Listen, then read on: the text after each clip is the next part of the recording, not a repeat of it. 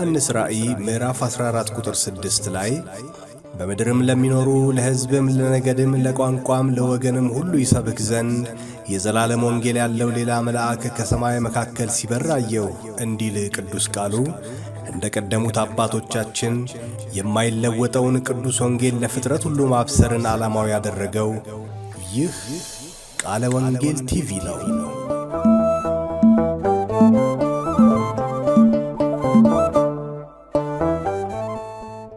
ከእግዚአብሔር ከአባታችን ከጌታም ከኢየሱስ ክርስቶስ ጸጋና ሰላም ይብዛላችሁ አድማጭ ተመልካቾቻችን።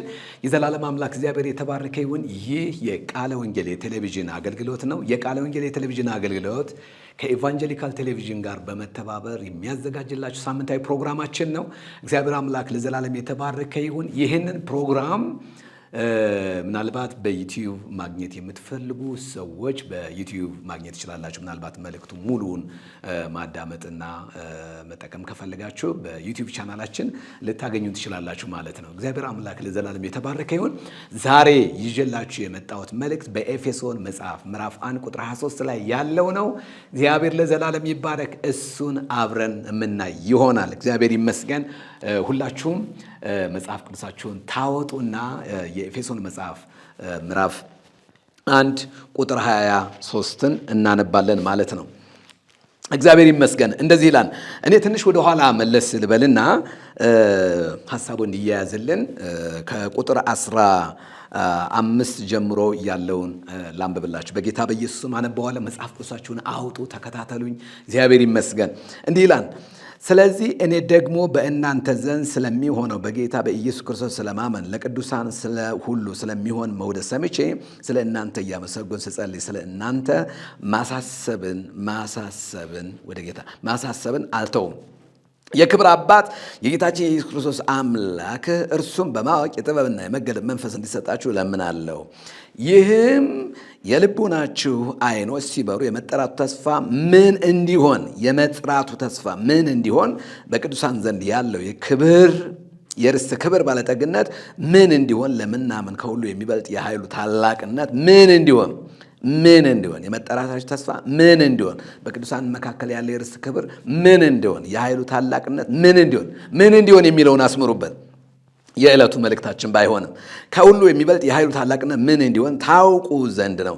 ክርስቶስንም ከሙታን ሲያስነሳው ከአለቅነት ከስልጣናት ከኃይላትም ከጌትነት ሁሉ በላይ እና በዚህ ዓለም ብቻ ሳይሆን ነገር ግን ሊመጣ ባለው ዓለም ደግሞ ከሚጠራው ስም ሁሉ በላይ በሰማያዊ ስፍራ በቀኙ ሲያስቀምጠው በክርስቶስ ኢየሱስ ባደረገው ሥራ የብርታቱ ጉልበት ይታያል። ሁሉንም ከእግሩ በታች አስገዛለ።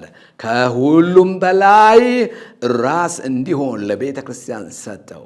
እርሷም አካሉና ሁሉን በሁሉ የሚሞላ የእርሱ ሙላት ናት ይላል። የዛሬው ርዕሳችን የእግዚአብሔር ሙላት የሚል ይሆናል። መንፈስ ቅዱስ እንዲያስተምረን ከኔ ጋር አብረን እንጸልያለን። እግዚአብሔር አባታችንና አምላካችን ሆይ በጌታ በኢየሱስ ክርስቶስ ስምና ስልጣን ስለዚህ የተወደደ ጊዜ እጅግ አድርገን እናመሰግንሃለን። የአባቶቻችን የአብርሃም የይስሐቅ የያዕቆብ አምላክ በመካከላችን ስላለ ክብር ሁሉ ላንተ ይሆን። ጌታ እግዚአብሔር ሆይ ይህንን መልእክት የሚያዳምጡ በዓለም ዙሪያ ያሉ ወገኖቻችን ሁሉ በቃል መታነጽ እንዲሆንላቸው በጌታ በኢየሱስ ክርስቶስ ስምና ስልጣን ጸልያለሁ። አምላክና አባት ስለዚህ የተወደደ ጊዜ እጅግ አድርጌ አከብርሃለሁ። እኔን ባሪያን እንድትረዳኝ ጸልያለሁ።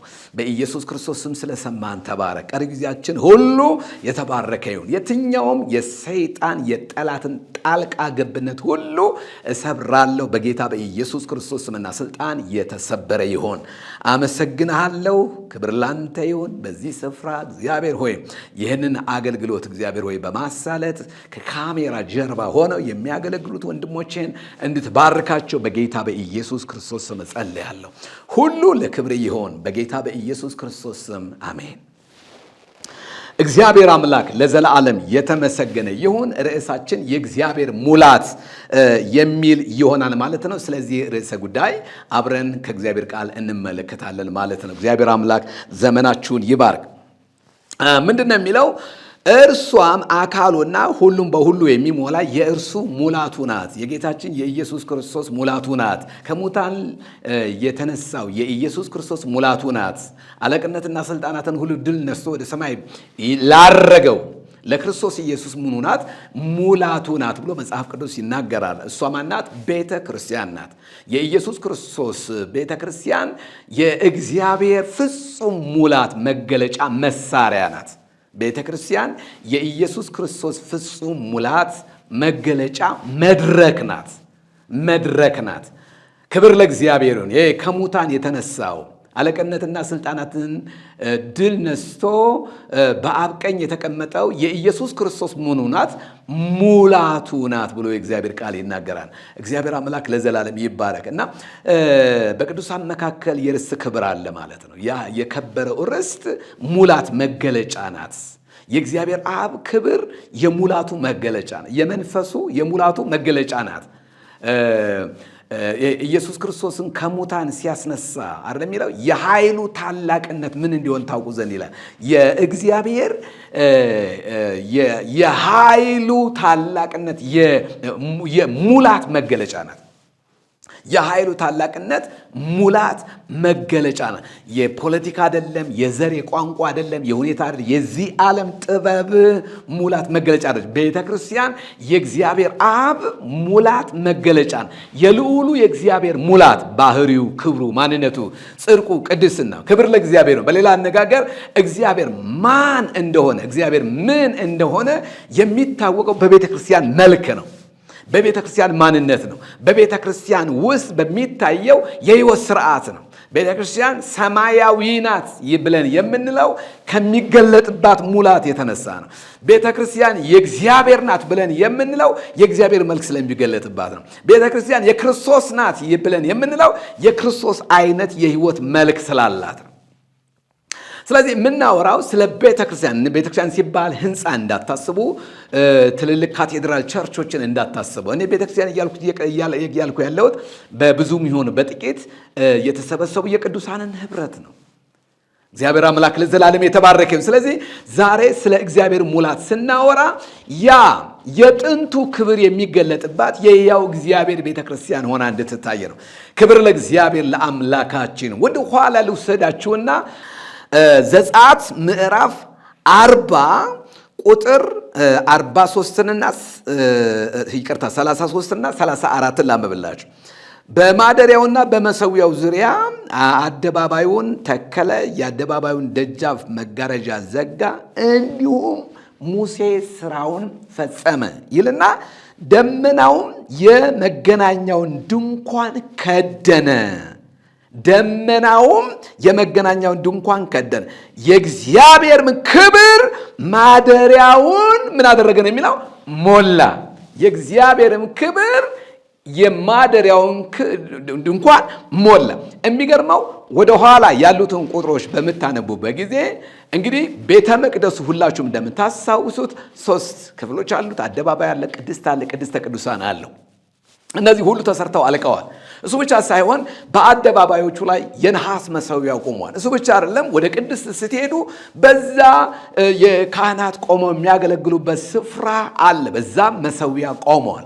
ወደ ውስጥ ገብታችሁ ወደ ቅድስተ ቅዱሳን ወደ ውስጠኛው ክፍል ስትገቡ ደግሞ በዛ የስርየት መክደኛ ያለበት የቃል ኪዳኑ ታቦታ እና ሁሉን ሰርቶ ከጨረሰ በኋላ እግዚአብሔር እንዳለው እግዚአብሔር እንዳዘዘው ሰርቶ ከጨረሰ በኋላ ይላል የእግዚአብሔር ክብር ማደሪያውን ሞላው የሚል የእግዚአብሔር ቃል ታገኛላችሁ። ዋው!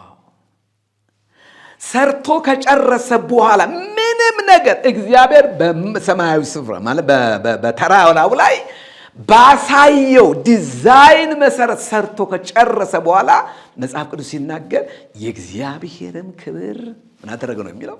የማደሪያውን ድንኳን ሞላው ይልና ቀጥሎ ያለው ቃል ይገርመኛል። ደመናውም በላዩ ላይ ስለነበረ የእግዚአብሔር ክብር ማደሪያውን ስለሞላ ሙሴ ወደ ማደሪያው ድንኳን ወደ መገናኛው ድንኳን ይገባ ዘንድ አልቻለም። ደመናው ከማደሪያው በተነሳ አልቻለም። እዚህ ላይ ልቆ እግዚአብሔር ይመስገን። ምረሚላው መገናኛው ድንኳን ይገባ ወደ መገናኛው ድንኳን ይገባ ዘንድ ምን አላለም? አልቻለም የሚል የእግዚአብሔር ቃል እናገኛለን። ክብር ለእግዚአብሔር ይሁን። ይህንን ሐሳብ ለምን እንደጠቀስኩት መጨረሻ ላይ አሳያችኋለሁ። የእግዚአብሔር ሙላት አማኝ ሊደርስበት የሚችል ከፍተኛው መንፈሳዊ ደረጃ ነው። በጣም ከፍተኛ የመጨረሻው ጥጉ የእግዚአብሔር ሙላት መገለጫ መሆን ነው። ይህ ሙላት እግዚአብሔር የሰውን ሕይወት በባህሪው ይህ ሙላት እግዚአብሔር ራሱ አምላክ ራሱ የክብር አምላክ እግዚአብሔር ራሱ የሰውን ሕይወት ጠበብል አድርግላችሁ የአማኞችን ሕይወት በባህሪው አንድ በኃይሉ ሁለት በህልውናው ተቆጣጥሮ ሲይዘው እና ክብሩ ሲገለጥበት የሚታይ ክስተት ነው። ስለዚህ ዛሬ የምናየው ይህንን እውነት ነው። እንደ አማኝ፣ እንደ ክርስቲያን፣ እንደ እግዚአብሔር ልጆች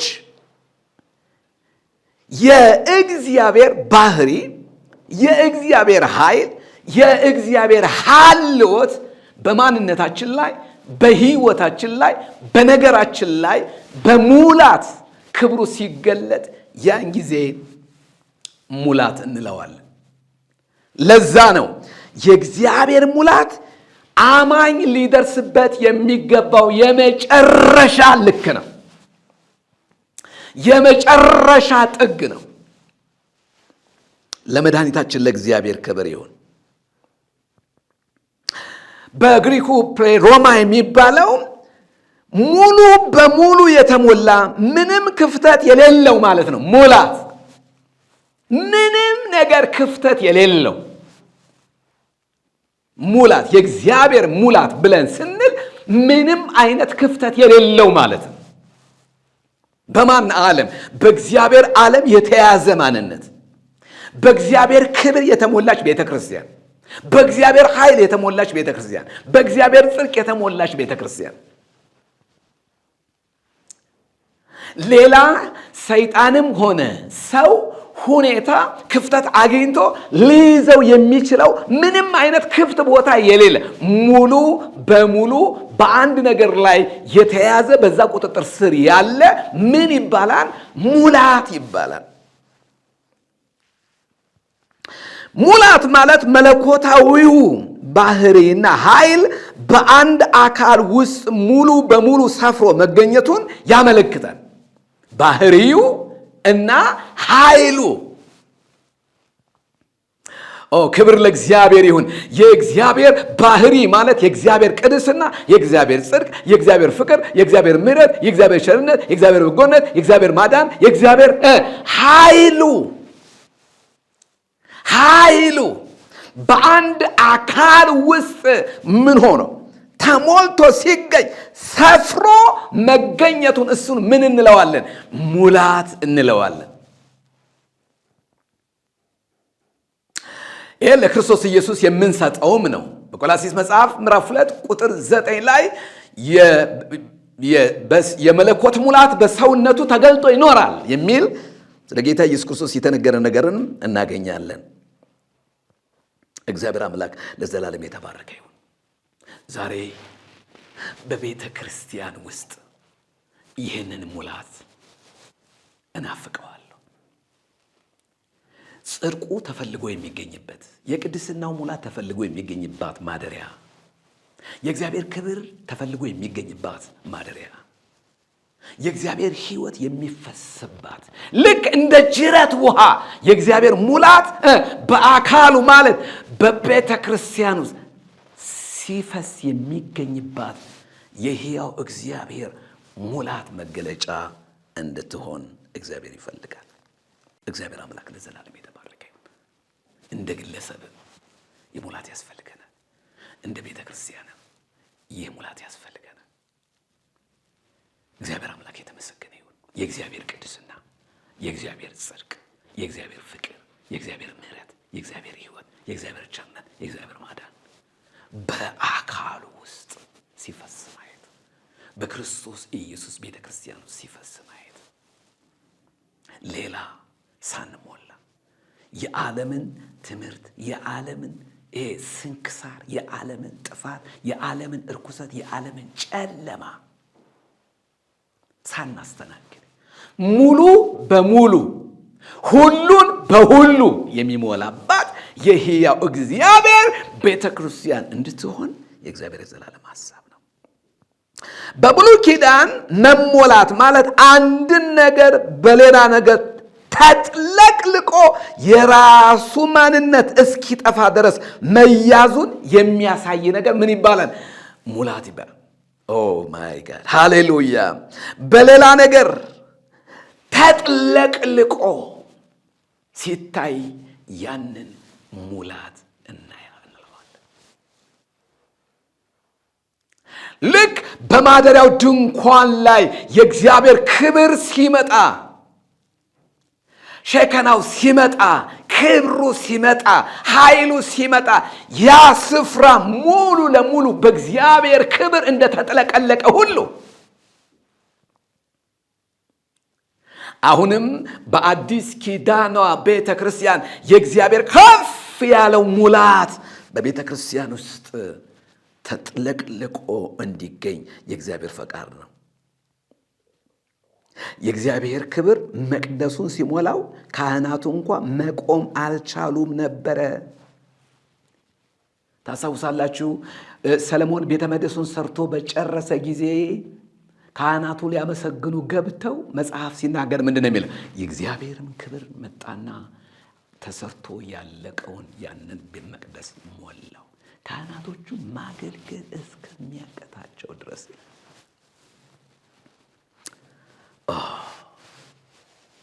እግዚአብሔር አምላክ ለዘላለም የተባረከ ይሁን። ዛሬ ጎድለን፣ በነገር ሁሉ ጎድለን በሌላው ለመሞላት ዓለም ሙላታችን እንዲሆን፣ ገንዘብ ሙላታችን እንዲሆን፣ ነፍሳችንን ለማሳረፍ ሌላን ሙላት የምንፈልግ ሰዎች ሆነናል።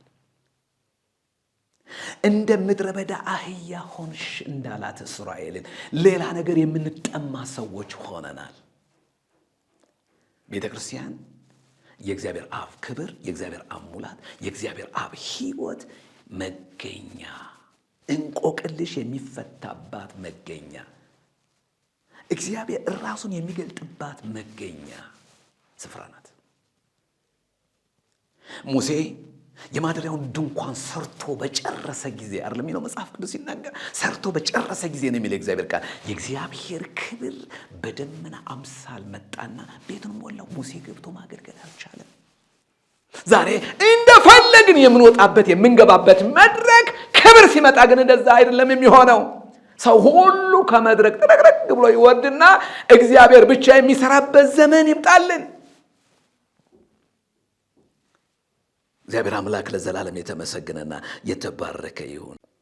ታዋቂ ሰዎች ስለዚህ ሙላት ሲናገሩ ምን ይላሉ?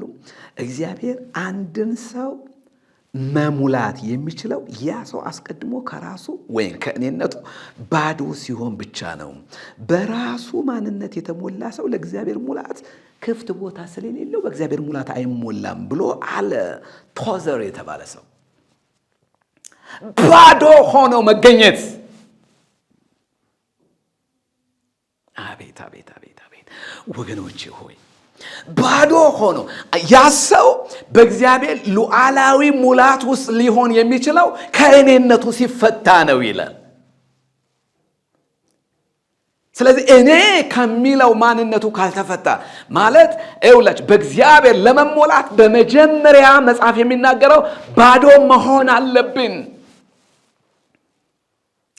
በራሱ የእውቀት ሙላት ውስጥ ያለ ሰው፣ በራሱ የህይወት ሙላት ውስጥ ያለ ሰው፣ በራሱ የትዕቢት ሙላት ያለ ሰው በፍጹም በልዑሉ በእግዚአብሔር ሙላት መሞላት አይችልም። ስለዚህ የዚህ ሰው ምስክርነት ምንድን ነው የሚለው? እግዚአብሔር አንድን ሰው ሙሉ ለሙሉ እንዲሞላ ካስፈለገ ያ ሰው ከእኔነቱ መፈታት አለበት። ምክንያቱም የተሞላ በውሃ የተሞላ ነገር እናንተ ውስጥ እዛ ውስጥ የሆነ ነገር ለመጨመር ብትሞክሩ ያ ነገር ስለተሞላ ወደ ውጭ ነው የሚፈሰው። ባዶ መሆን ያስፈልጋል። እረ ባዶ እንሁን። እረ ሙላቱ ያስፈልገናል። እረ የእግዚአብሔር ሕይወት ያስፈልገናል ወገኖቼ ሆይ። የእግዚአብሔር ባህሪ የሚታይብን የእግዚአብሔር ሙሉ ባህሪው የተካፈልነ የመለኮት ባህሪ አለ። ያንን ባህሪ በሕይወታችን የምናሳይ ሰዎች እንድንሆን እግዚአብሔር ይፈልጋል። ስለዚህ ሙላት የሚጀምረው ራስን ከመካድ ነው። ራስን ከመካድ ነው። ከኔ ጋር አብራችሁ ጌታን የምታገለግሉ የእግዚአብሔር ሴትና ወንድ ልጆች ምንድነው የተሞላ ነው? የዘመናችን ቤተክርስቲያን ምንድነው የሚታየው? የተሞላችሁ ምንድነው? መድረካችን ላይ የሚታየው ነገር ምንድነው? የታለ ያ የክብር ሙላት? ቤተክርስቲያን እኔ በሚሉ ሰዎች ተሞልታ ከእግዚአብሔር ክብር ሸሽታ ይሆን? ይሄንን የመለኮት ሙላት እንፈልገው ይሆን? ቤተክርስቲያን ራሱ በተፈጥሮዋ በባህሪዋ የክርስቶስ ሙላት ናት። ምን ማለት ነው? የክርስቶስ ሙላት ናት ማለት ሌላ ሊገለጥባት አይችልም። ምክንያቱም ቤተክርስቲያኔን ነው ያለው። ቤተክርስቲያን የክርስቶስ እንጂ የግለሰብ አይደለችም። በግለሰብ አትጠራም፣ በነቢያት አትጠራም፣ በፓስተሮች በሐዋርያት ስም አትጠራም። ቤተክርስቲያን ክርስቶስ ስለሞተላት በደሙ የዋጃት የሕያው እግዚአብሔር ቤተክርስቲያን ስለሆነች ቤተክርስቲያን የክርስቶስ እንጂ የግለሰብ አይደለችም። አይሁላችሁ የምንኖረው የተሞላ ነው። አንዳንድ ሰዎችን ቅዱሳን ምእመናን አንዳንድ የዋህ ምእመናንን ስታዩ ከአንደበቶቻቸው የማይጠፉ አገልጋዮች አሉ። ክርስቶስን ለማውራት ጊዜ የሌላቸው ሰዎች አሉ። እረ ዛሬ የተሞላ ነው ምንድነው? ሀገራችን የተሞላችው ነገር ምንድነው? እንደ ቤተክርስቲያን እንደ አገልጋይ የተሞላ ነው ነገር ምንድነው? ቤተክርስቲያን የክርስቶስ ሙላት ናት ብለን ካልን ከዚህ ሙላት ውጭ የሚታይብን ነገር ሁሉ ከእግዚአብሔር አይደለም፣ ከአምላክ አይደለም።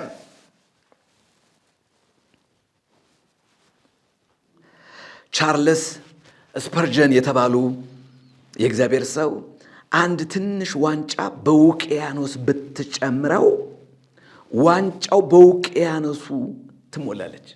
ዋንጫዋ በውቅያኖሱ ትሞላለች። ዋንጫዋ ውቅያኖሱን መጨረስ አትችልም። የተጣለችው ምን ላይ ነው? ጥልቅ የሆነ ውቅያኖስ ላይ ነው የተጣለችው ምኗ? ዋንጫዋ። ነገር ግን በውቅያኖሱ ሙላት ልትሞላ ትችላለች። ለምን?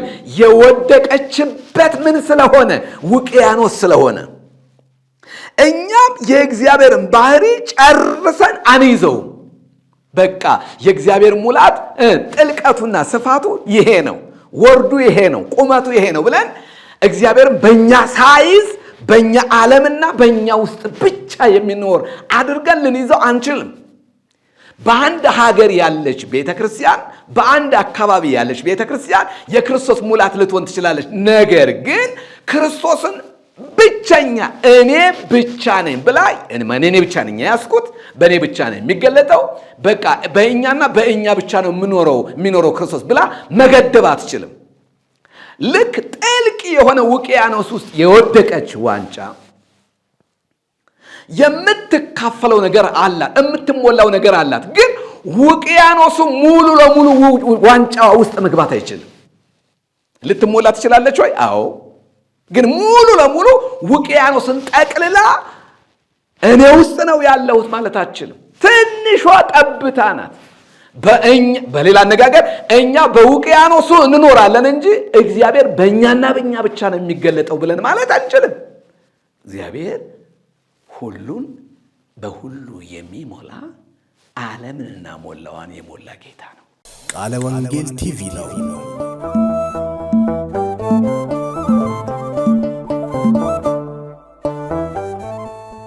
ለመድኃኒታችን ለኢየሱስ ክርስቶስ ክብር ይሁን። እኛም የእግዚአብሔርን ባህል ጨርሰን አንይዘውም፣ ነገር ግን በእርሱ ሙላት ልንሞላ እንችላለን ይላሉ ስፐርጀን። እግዚአብሔር አምላክ ለዘላለም የተመሰገነ። እንዴት ይጠልቃል! እናንተ ውቅያኖስ ውስጥ ገብታችሁ ብትዋኙ ወደ ጎንም ወደ ፊትም ወደ ኋላም ብትሉ ጥልቅ በሆነው ውቅያኖስ ውስጥ ልክ ሕዝቅኤል ምዕራፍ 47 ላይ ነቢዩ ሕዝቅኤል ያየው ያ ሙላት ሃሌሉያ! 1000 ክንድ ለካ እስከ ቁርጭምጭሚቴ ነበር። እንደገና 1000 ለካ እስከ ጉልበቴ ነበር። 1 ለካ እስከ ወገቤ ነበር። ከዛ በኋላ ግን ለዋኝ የማልችለው ጥልቅ ነበር እንደሚል። ክብር ለእግዚአብሔር። በዚህ የከበረ ሙላት ውስጥ መዋኘት፣ በዚህ የከበረ ሙላት ውስጥ መኖር፣ በእግዚአብሔር ክብር፣ በእግዚአብሔር ኃይል፣ በእግዚአብሔር ሙላት፣ በእግዚአብሔር ጽድቅ መሞላት ይሆነልን። ውቅያኖሱ በእኛም ውስጥ ይኖራል፣ ከኛም ውጭ ይኖራል። እኛ የእግዚአብሔር ትልቁ የክብር ሙላት መገለጫዎች ልንሆን እንችላለን እንጂ እኔ ብቻ ነኝ ማለታቸው። አንዳንድ ሰዎች ብቸኛው የኢትዮጵያ ሐዋርያ እኔ ነኝ፣ ብቸኛው ነቢይ በኢትዮጵያ ውስጥ እግዚአብሔር ያስነሳው ነቢይ እኔ ነኝ። ይሄ የስህተት ትምህርት ነው።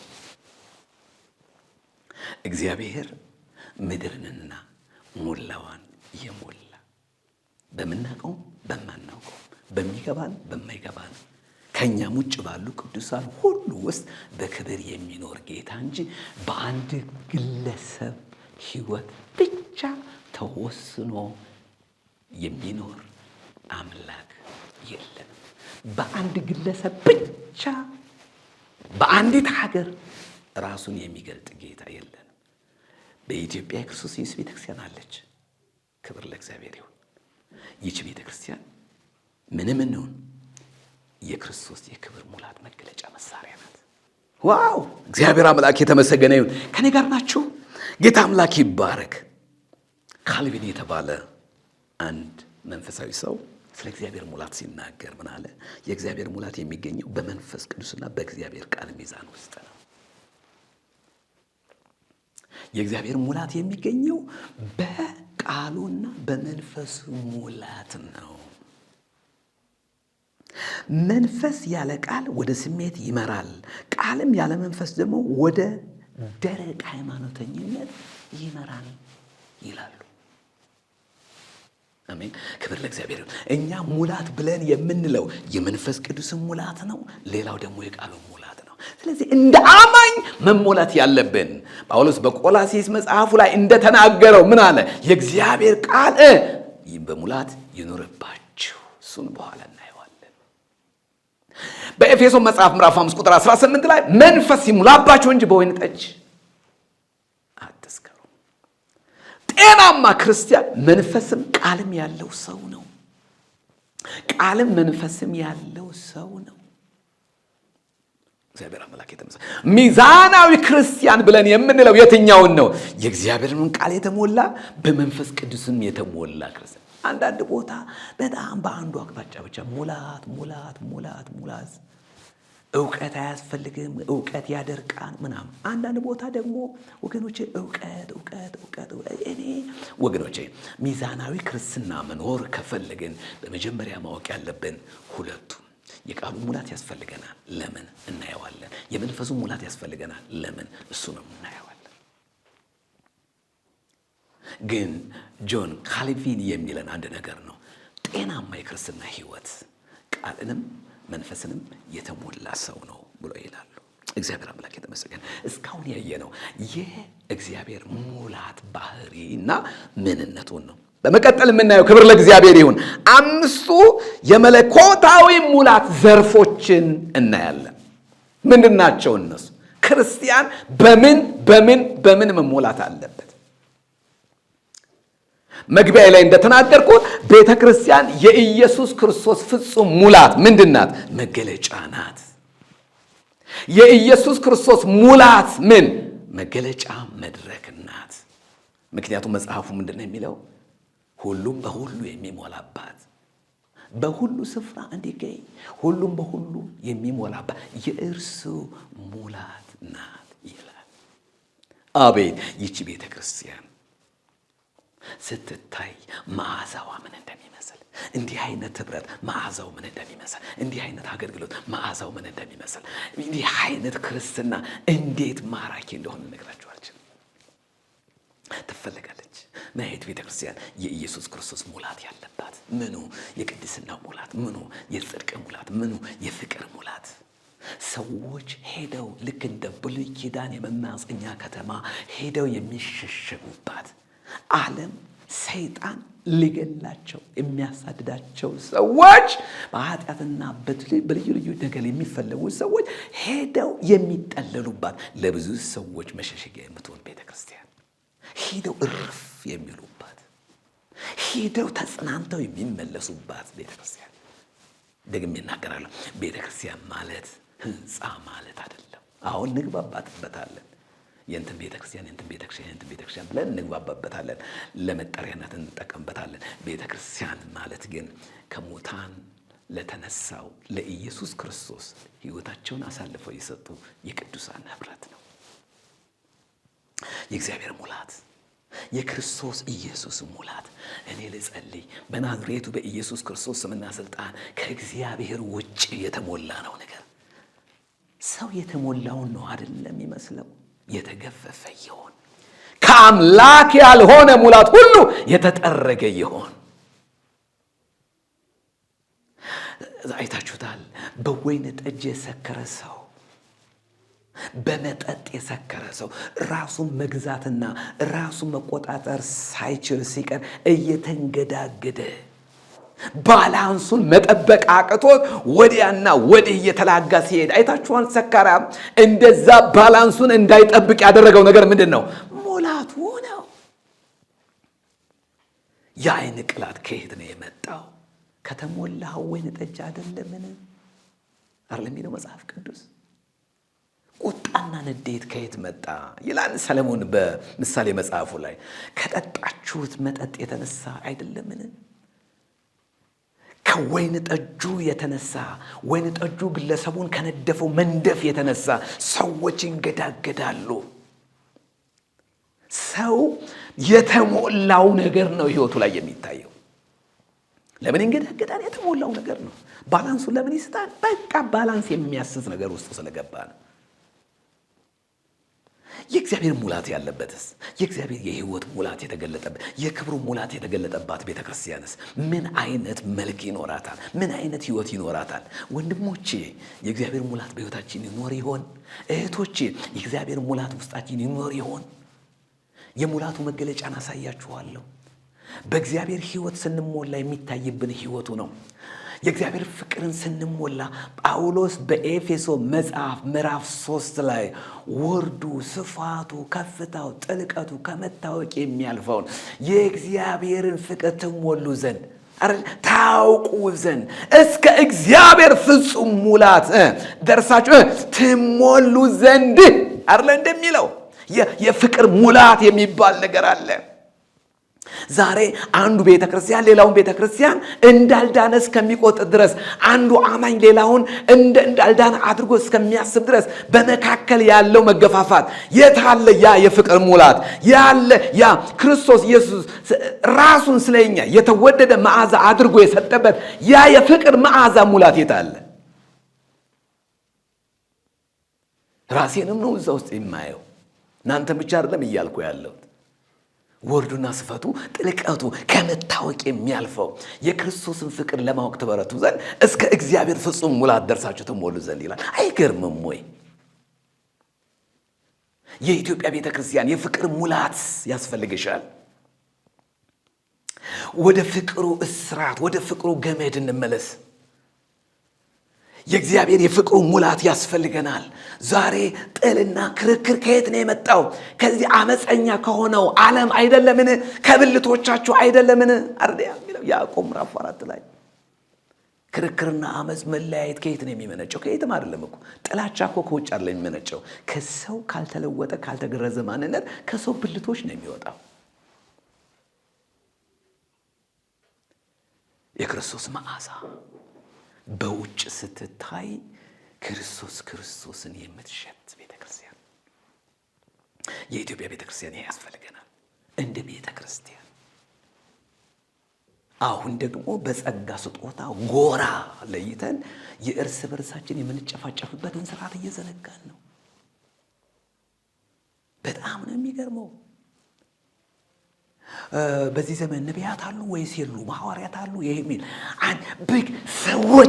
ሰዎች የሚያሰምሩልን ቀይ መስመር፣ እናንተ ወደዚህ እንዳትሄዱ፣ እናንተ ወደዚህ እንዳትመጡ ብለን ቀይ መስመር አስምረን አንዱ ወደ ሌላው እንዳይሄድ፣ አንዱ በሌላው ነገር እንዳይታነስ የምንፈጥረው የጥል ግድግዳ፣ የምንፈጥረው መጽሐፍ ቅዱሳዊ ልምምድ ከፍቅር ይልቅ ከመቀራረብ ይልቅ ጥላቻን፣ አንዱ ሌላውን ለመግፋት የምናደርገው ጥለት እግዚአብሔር እንዴት ያየው ይሆን? ጌታ አምላክ እንዴት ይመለከተው ይሆን? እንዴት ነው አንዱ በሌላው ጸጋ የሚታነጸው? እንዴት ነው የክርስቶስ ኢየሱስ ሙላት? መጽሐፍ ቅዱስ በኤፌሶን ምዕራፍ 4 ላይ ምንድነው የሚለው? ከቁጥር 11 ጀምሮ እግዚአብሔር ለቤተ ክርስቲያን ምን ሰጥቷል ይላል? ነቢያትን፣ ሐዋርያትን፣ ወንጌል ሰባኪዎችን፣ አስተማሪዎችን እና መጋቢዎችን ወይም እረኞችን ለቤተ ክርስቲያን ሰጠ። የሰጠበትን ዓላማ ሲናገር ምንድነው የሚለው? ሁሉም ራስ ወደ ሆነው ወደ ክርስቶስ ኢየሱስ ፍጹም ሙላት ይመጡ ዘንድ ነው የሚለው። ቤተ ክርስቲያን የተሰጧትን አገልጋዮች በትክክል መጠቀም አለባት። አገልጋዮች ደግሞ እኛ የተሰጠነው የኢየሱስ ክርስቶስ ሙላት በሕይወታችን እንዲገለጥና የኢየሱስ ክርስቶስ ቤተ ክርስቲያን ወደ ፍጹም ሙላት እንድትመጣ ነው። ቱልስ ነን። ምንም የተለያየ የጸጋ ስጦታ ሊኖረን ይችላል። በቤተ ክርስቲያን ግን መሳሪያ ነን። ምንድን ነው መሳሪያው? ቅዱሳን ሁሉ ለአገልግሎት ሙሉ እንዲሆኑ የኢየሱስ ክርስቶስ ፍጹም ሙላት የሚገለጥብን ቤተ ክርስቲያን እንድንሆን ራስ ወደ ሆነው እግዚአብሔር የተመሰገነ ራስ ወደ ሆነው ወደ ክርስቶስ ኢየሱስ ፍጹም ሙላት ደርሳችሁ ትሞሉ ዘንድ እግዚአብሔር ለቤተ ክርስቲያን እነዚህ ስጦታዎች ሰጥቷል ይላል። ክብር ለመድኃኒታችን ለእግዚአብሔር ይሁን። ዛሬ በእጃችን ሙሉ ያልሆነች ገና ወደ ፍጽምና የምትመጣ ገና ተሰርታ ያላለቀች ገና በመወቀር ገና በመስተካከል ገና በመታነጽ ላይ ያለች ቤተክርስቲያን ከኔ ጀምሮ እያንዳንዳችን ገና አላደግንም። የኢየሱስ ክርስቶስ ቤተክርስቲያን የሕያው እግዚአብሔር ቤተክርስቲያን የክርስቶስ ኢየሱስ ፍጹም ሙላት መገለጫ እንድትሆን እግዚአብሔር እንደጠራት የእግዚአብሔር ቃል ይናገራል። እግዚአብሔር አምላክ የተመሰገነ። ቀደም ወደ አነሳሁት ሐሳብ ልመለስ። አምስቱ የመለኮታዊ ሙላት ዘርፎች የሚባሉት የመጀመሪያው የመንፈስ ቅዱስ ሙላት ነው። ኤፌሶን 5:18 ላይ መንፈስ ይሙላባችሁ እንጂ በወይን ጠጅ ምን አትበሉ አትስከሩ የማባከን ነውና የሚል ነገር እናገኛለን። በመንፈስ መሞላት የሕይወት ዘመን ልምምድ እንጂ የአንድ ጊዜ ክስተት አይደለም። ልክ እንደ እስትንፋስ ሁል ጊዜ አዲስ ሙላት ያስፈልገናል። ለዛ ነው ተሞሉ ትእዛዝ ነው። መንፈስ ይሙላባችሁ እንጂ ዘመንን ለመዋጀት ሙላት ያስፈልጋል። በዚህ ትውልድ መካከል በጥበብ ለመመላለስ ምን ያስፈልጋል? ሙላት ያስፈልጋል። የመንፈሱ ሙላት ያስፈልጋል።